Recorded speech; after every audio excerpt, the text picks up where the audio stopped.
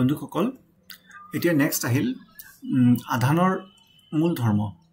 আধানৰ কেইবাটাও ধৰ্ম আছে কিন্তু আমি কিছুমান বেসিক ইহঁতৰ ধৰ্ম এটা আলোচনা কৰিব গৈছো যোগাত্মক ধৰ্ম মানে হল ধৰি লোৱা যে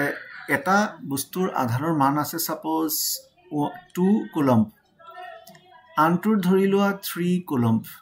আনটোৰ ধৰি লোৱা 5 কুলম্ব এই তিনিটা আধান যদি মিলি এটা জায়গাত সংগ্ৰহিত হৈ থাকে তেতিয়া হলে এই টোটাল বস্তুটোৰ আধান কিমান হ'ব আমি ডাইৰেক্ট কি কৰিম এই তিনিটা প্লাস কৰি লৰাই যাব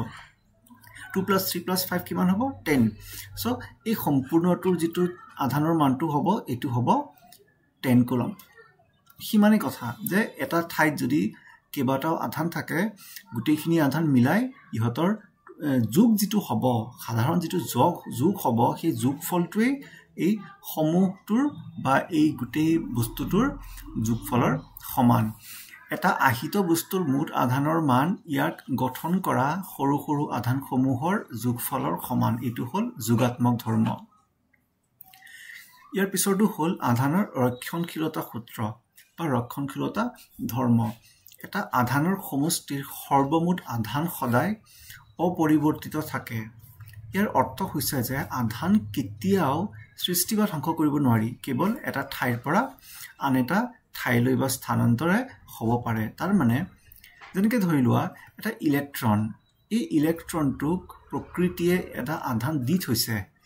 -1.6 * 10⁻⁻19 কুলম্ব এইটো আমি একো এইটোলৈ খেলিব নোৱাৰো ইলেক্ট্ৰনৰ গাত এইটো আধান লাগিয়ে থাকিব আৰু ইলেক্ট্ৰনক আমি অতিৰিক্ত ইয়াতকৈ আধান প্ৰদান কৰিব নোৱাৰো এইটো আধান থাকিবই আমি পাৰিলে ইলেক্ট্ৰনটো এটা ঠাইৰ পৰা আন এটা ঠাইলৈ স্থানান্তৰ কৰিব পাৰো বা কেইবাটা ইলেক্ট্ৰন এটা ঠাইৰ পৰা আৰু এটা ঠাইলৈ স্থানান্তৰ কৰিব পাৰো বা কোনোবা এটা জায়গাত ইলেক্ট্ৰন আমি যোগ কৰিব পাৰো প্ৰদান কৰিব পাৰো মুঠ আধানটো অলপ বেলেগ হ'বগে কিন্তু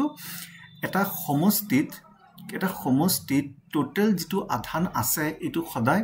একে থাকিব অকল এটা ঠাইৰ পৰা আন এটা ঠাইলৈহে আধানটো স্থানান্তৰ হ'ব পাৰিব আমি কোনো আধান ধ্বংস কৰিব নোৱাৰিম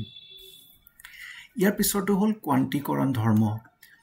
এটো মানে হল যে বস্তু এটাৰ মুঠ আধানৰ মান ইলেক্ট্ৰন এটাৰ আধানৰ মানৰ অখণ্ড গুণিতক ইয়াৰ অৰ্থটো হল যে ধৰি লোৱা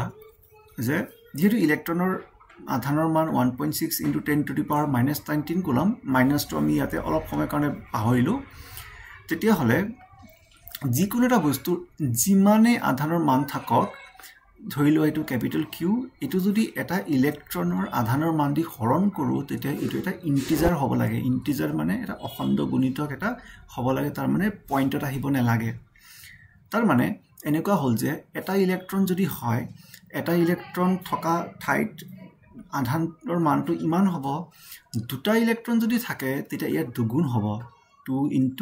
1.6 * 10⁻⁻19 মানে কিমান হল